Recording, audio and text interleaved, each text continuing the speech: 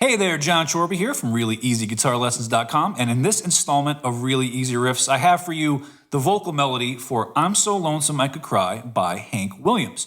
So Really Easy Riffs are short pieces of music that are great for the brand new guitar player or for any guitar player that just wants a quick, easy win. This isn't a long piece of music. It's very short. It's not very technically demanding, and it sounds great, especially if you like classic country. So here's what we're gonna do. I'm gonna demonstrate playing the end product.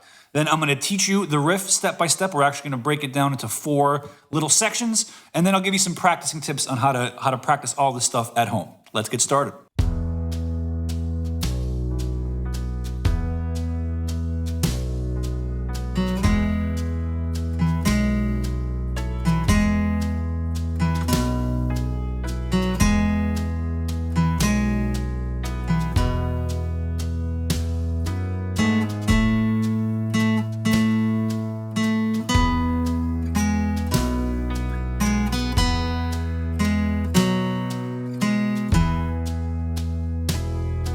So here's what we're gonna do. We're gonna break down that whole little vocal melody into 4 parts.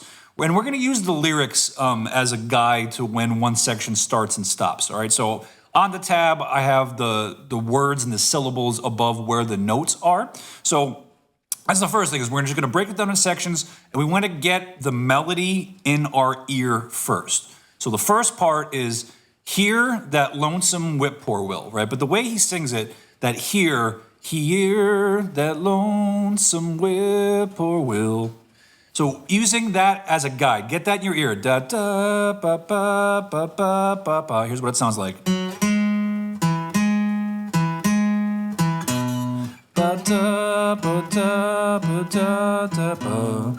Hear that lonesome whippoorwill. You want to have that firmly in your ear, and then now we're going to translate that musical information into actual, technical information in terms of what strings and what frets we're gonna play, all right? So the hear, I'm gonna use my first finger, and for this whole piece, I'm using nothing but downstrokes. So with the right hand, it's real simple. I'm doing nothing but downstrokes. On the first 2 notes, the hear, 4th fret of the D string and 6th fret of the D string. I'm using my first finger on both of those notes. When I move, I don't hold the pressure down. I take the pressure out of the string, so I'm just touching the string, then I move, and then I put it down. So 4, 6, hear.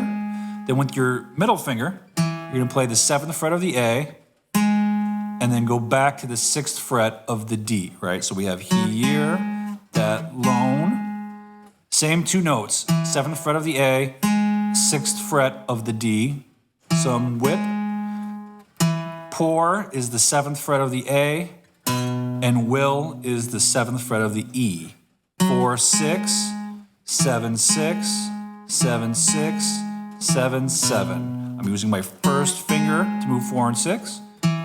7 and 6 there are the middle and the index finger. I repeat that, and then 7 of the A, and then I use my first finger to do 7 of the E.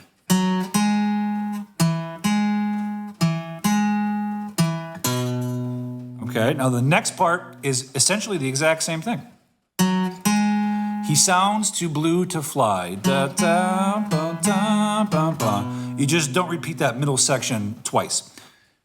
He sounds 4, 6, again, still using the first finger to move. 4, 6, 7, 6, using my middle finger. And then 7 of the A, 7 of the E, just like I did in the first part. He sounds too blue to fly. Ba da da da ba ba. Okay. So again, you want to get these in your ear first before you start translating them to, what strings and what frets you play. Okay, the next part is the midnight train is whining low, and it sounds like this. So you want to get that in your ear. The midnight train is whining low. Da, da, da, da, da, da, da, da. 7th fret of the D string. I'm using my first finger on it. I'm going to play it 5 times, but I'm not counting to 5.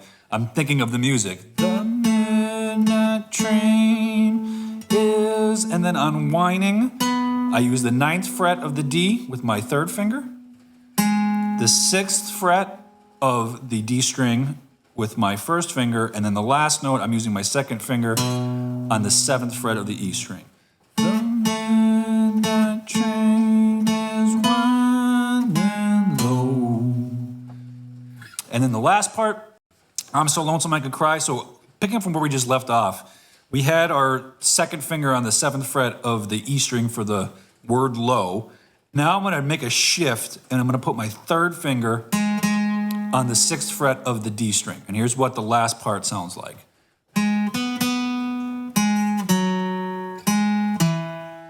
I'm so lonesome I can't cry. So at the 6th fret of the D with the ring finger, 4th fret of the G, and you're gonna play it twice. I'm so alone. Back to the 6th fret of the D with the ring finger. It's the word sum, the sum syllable of the word lonesome.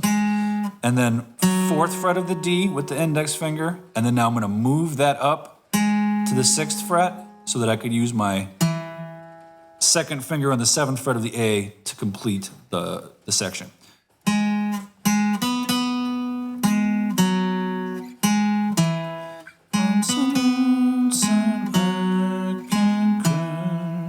So I'm not really a finger stickler, so if you don't use the exact fingers that I use, it's not the biggest deal in the world. But I recommend start off with it because I think it's the most ergonomic and efficient way of approaching this little piece of music.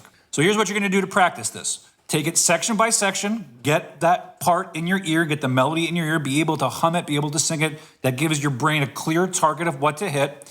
Translate that musical information into the actual strings and frets that you're playing.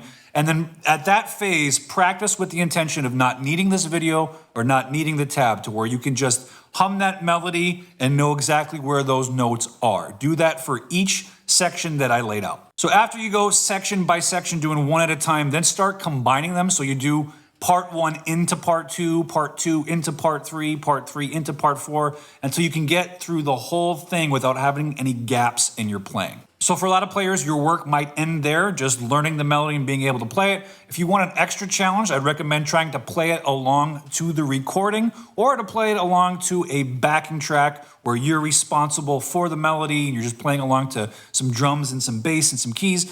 Doing that will, build up your timing and your overall musicianship. So that's it for this lesson. I hope you enjoyed it, and I will see you in the next one. Thank you so much for watching. If you enjoyed this video, please hit the like and subscribe button to get more videos like this.